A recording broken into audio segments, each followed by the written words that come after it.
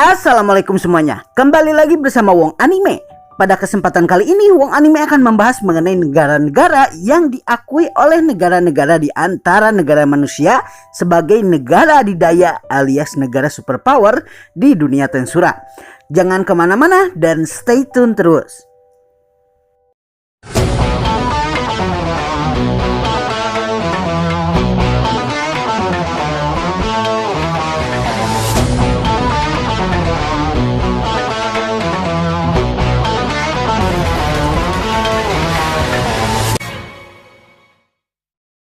Sebagai cerita dan karya tulis yang bertemakan fiksi fantasi, Tensura adalah kisah yang dipenuhi dengan konflik-konflik antar negara. Entah konflik yang terjadi ini berupa konflik militer seperti misalnya agresi dan invasi, ataupun konflik yang lebih halus seperti misalnya konspirasi, perang informasi, dan bagaimana cara memakai kekuatan tanpa perlu mengeluarkannya.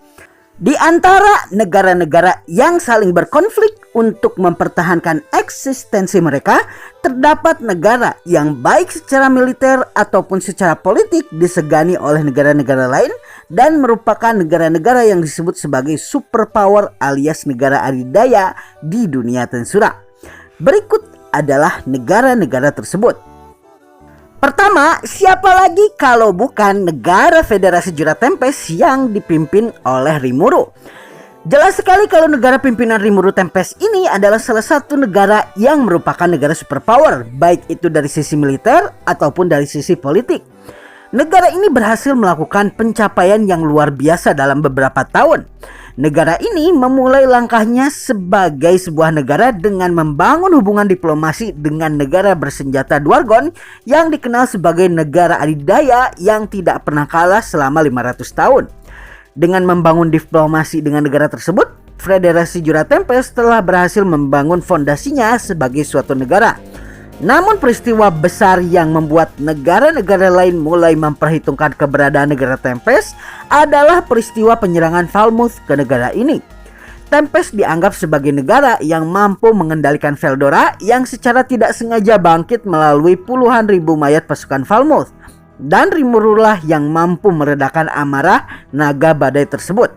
Selain itu, peresmian selanjutnya yaitu peristiwa di mana Rimuru menetapkan dirinya sebagai Raja Iblis dan diterima sebagai salah satu anggota Octagram, menutup segel terakhir negara Tempest sebagai negara yang tidak boleh diganggu. Setelah festival pendirian Tempest, festival di mana Tempest tidak hanya memamerkan keunggulan militernya, namun juga keunggulan teknologi, budaya, dan juga sains, negara-negara barat mulai menganggap Tempest sebagai negara superpower yang melakukan agresi ke negara-negara barat melalui invasi ekonomi dan kebudayaan. Setelah peristiwa di mana Rimuru mengutus Testarossa untuk menjadi perwakilan Tempest di Dewa Negara Barat, negara-negara anggota Dewa Negara Barat secara otomatis berada di bawah naungan Tempest, dan dengan perlindungan Tempest ini, Tempest juga secara langsung menjadi negara tertinggi di negara-negara Barat dan bahkan mampu mendikte kebijakan militer mereka jika Tempest mau. Selanjutnya ada Kekaisaran Timur. Kekaisaran Timur adalah negara agresor yang merupakan negara paling kuat di antara seluruh negara manusia di dunia Tensura. Nama resmi negara ini yaitu Aliansi Wilayah Kekuasaan dari Kekaisaran Nazca Namrium Ulmeria, menunjukkan kalau negara ini adalah negara agresif yang berhasil memperluas seluruh wilayah kekuasaannya melalui kekuatan militer. Salah satu alasan kenapa negara-negara barat sering mengadakan pertemuan berkala adalah dikarenakan Kekaisaran Timur telah melakukan upaya-upaya untuk menguasai negara-negara barat. Namun karena beberapa faktor, negara ini tidak bisa melangkah lebih jauh. Pada dasarnya, negara ini adalah negara yang didominasi oleh para manusia. Namun negara ini tidak pernah mendiskriminasi makhluk dari ras lain selama makhluk tersebut kuat dan memiliki jasa terhadap negara. Hal ini menyebabkan banyak ras monster seperti Harpy dan Lycanthropy berada di tentara mereka. Selain itu, negara ini memiliki jumlah manusia yang setingkat human sane dan human sage paling banyak sehingga kekuatan militernya sangat teruji. Dengan sistem pemerintahannya yang bersifat meritokrasi dan sangat fokus pada penelitian militer, juga teknologi dan sains dari dunia lain, negara ini bahkan mampu melampaui Tempest dalam modernisasi dan peradaban hingga beberapa ratus tahun ke depan. Selanjutnya ada Kekaisaran Lubelius. Kekaisaran Suci Lubelius adalah salah satu negara superpower yang ada di wilayah barat. Yang membuat negara ini menjadi salah satu negara adidaya adalah doktrin gereja barat yang negara ini miliki. Negara ini adalah negara pertama yang menyebarkan agama Luminisme ke negara-negara barat, dan ini menyebabkan Kekaisaran Suci Lubelius menjadi pusat penyebaran dari agama ini. Walaupun seolah kalau Kekaisaran Suci Lubelius dan gereja barat dipisahkan sebagai bentuk kekuasaan, sebenarnya Kekaisaran Suci Lubelius dan gereja barat adalah satu kesatuan yang sama. Dua-duanya adalah organisasi yang diciptakan oleh Luminous Valentine, Raja Iblis dari ras Vampire, yang juga dewi dari ajaran gereja barat. Karenanya Kekaisaran Suci Lubelius memiliki pengaruh yang sangat besar. Mereka mampu menekan kebijakan politik suatu negara yang mengakui Luminisme sebagai agama resminya apabila kebijakannya berseberangan dengan gereja barat atau Kekaisaran Suci. Mereka juga mampu mengirimkan tentara apabila doktrin agama mereka diganggu ataupun terancam, ataupun negara yang memiliki afiliasi dengan gereja diserang, menjadikan Lubelius bisa secara leluasa memberangkatkan tentara mereka tanpa memiliki masalah dalam perjanjian internasional sedikit pun. Negara superpower selanjutnya adalah Kerajaan Falmouth. Kerajaan Falmouth adalah salah satu negara besar di wilayah utara Hutan Jura. Beberapa menganggap negara ini sebagai negara superpower mengingat negara ini independen dan tidak pernah menggantungkan nasibnya kepada Dewan Negara Barat untuk meningkatkan kesejahteraan ekonomi dan militernya. Walaupun begitu, negara ini secara independen mampu meningkatkan ekonominya melalui pemanfaatan jalur perdagangan yang menjadikan negara ini sebagai negara adidaya dalam bidang ekonomi. Mereka berhasil membangun jalur perdagangan yang menghubungkan negara-negara barat dengan negara bersenjata Dwargon dan memanfaatkan peristiwa tersebut untuk menarik tidak hanya para pedagang namun juga para wisatawan untuk berkunjung ke negaranya. Dalam bidang militer, negara ini memiliki beberapa figur-figur yang dianggap sebagai Eyu alias pahlawan di negaranya. Razen misalnya terkenal sebagai penyihir manusia yang sangat kuat. Reputasinya sebagai seorang penyihir bahkan terkenal hingga ke negara Dwargon. Bahkan negara binatang Yurazania yang dikenal akan supremasi kekuatan yang mereka miliki mengetahui reputasi Razen ini sebagai salah satu penyihir terkuat di negara barat. Manusia lainnya seperti misalnya Volgen, jenderal militer kerajaan Falmouth, dikenal sebagai petarung kelas A+. Walaupun kematiannya sangat memilukan karena dia mati dalam sekali serang. Selain itu, karena negara ini menganggap Luminisme sebagai agama resmi mereka kadang memanfaatkan hubungan mereka dengan gereja barat ini untuk meningkatkan pengaruh dan kekuatan militer mereka di negara-negara barat. Pasca kekalahan kerajaan Falmouth atas Tempest, Falmouth diberi nama yang baru yaitu Falmenas dan rajanya Yomu kemudian menggantikan raja yang lama Edomaris. Pasca berubah nama, manusia-manusia lain yang memiliki kekuatan setara dengan True Demon Lord bergabung ke kerajaan ini sehingga kekuatan militernya meningkat tajam.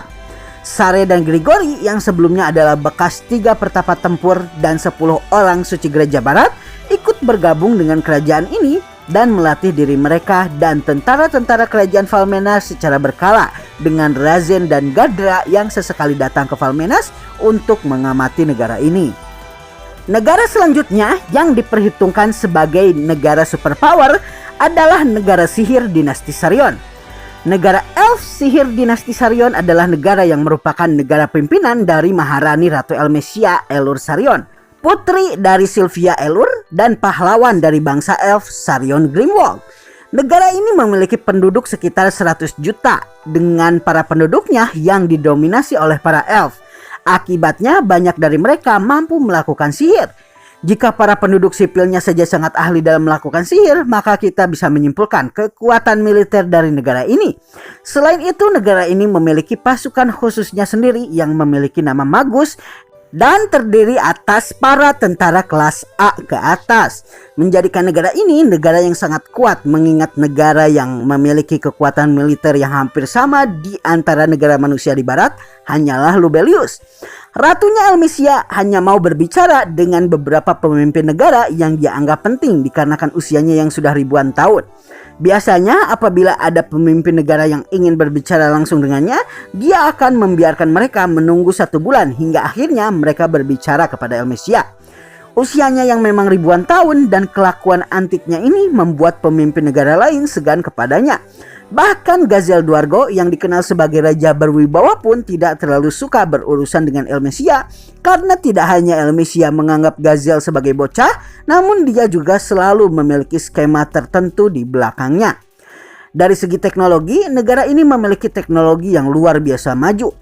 Mengingat negara ini memiliki lembaga risetnya tersendiri di sekitar Istana Ratu Sarion, negara ini mampu membiayai negaranya dengan independen tanpa perlu membebani rakyat dengan pajak berlebih. Negara ini memperjualbelikan homunculus atau tubuh palsu sebagai komoditas utamanya. Tubuh palsu ini bisa digunakan oleh para politikus untuk melakukan inspeksi tanpa perlu mendatangi sendiri tempat yang ingin diinspeksi, atau dengan kata lain bisa digunakan untuk mencari informasi tanpa perlu memikirkan keamanan diri sendiri. Negara selanjutnya, apalagi kalau bukan negara bangsa dwarf Dwargon. Negara yang memiliki nama resmi negara bersenjata Dwargon ini adalah negara yang dipimpin langsung oleh sang raja pahlawan Gazel Dwargo. Negara ini terkenal sebagai negara penghasil senjata-senjata terbaik dan paling mutakhir, dan terkenal tidak pernah kalah selama 500 tahun dalam pertempuran dan peperangan. Sang raja, yaitu Gazel, terkenal sebagai raja yang berwibawa dan mampu berlaku adil. Selain itu, negara ini walaupun dikenal sebagai negara dwarf, dikenal sebagai negara yang majemuk dan memperbolehkan berbagai macam ras untuk memasuki negaranya. Sebagai negara superpower, negara ini adalah salah satu di antara beberapa negara superpower lainnya seperti Sarion yang berusaha oleh para dewan negara-negara barat untuk dijadikan anggota. Namun dikarenakan banyak di antara negara-negara barat yang menganut doktrin Lominisme dan dikarenakan negara Dwargon tidak dirasa perlu untuk memasuki dewan tersebut, negara ini pada akhirnya tidak pernah mau masuk ke dewan tersebut. Mengingat negara ini terletak di dalam gunung dan gua alami yang hampir tidak bisa ditembus, negara ini menjadi perisai alami bagi negara-negara barat untuk melindungi diri mereka dari Kekaisaran Timur. Terlepas dari sifat Kekaisaran Timur yang memang invasif dan merupakan agresor sejati, mereka sebisa mungkin menghindari konflik mereka dengan negara bersenjata Dwargon. Dan ini menunjukkan kekuatan dari Dwargon sebagai negara selanjutnya dan negara terakhir yang dianggap sebagai negara superpower adalah Kerajaan Ingrasia.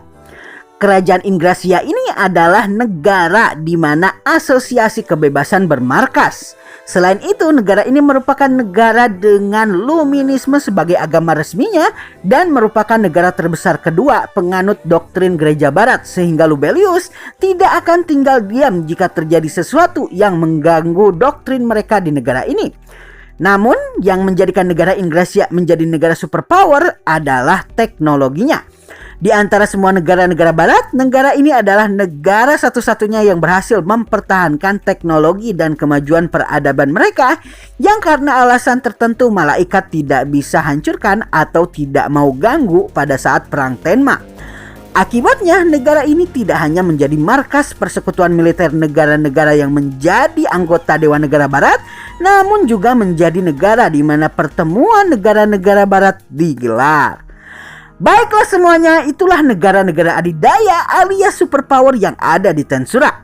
Wong Anime tidak memasukkan negara-negara yang dibawahi oleh para Raja Iblis, mengingat negara-negara yang dikuasai oleh para Raja Iblis memiliki struktur uniknya sendiri dan kurang populer di antara manusia yang merupakan ras paling banyak di dunia itu. Dan dengan kesimpulan ini, Wong Anime mengakhiri video ini. Assalamualaikum dan sampai jumpa lagi di video selanjutnya.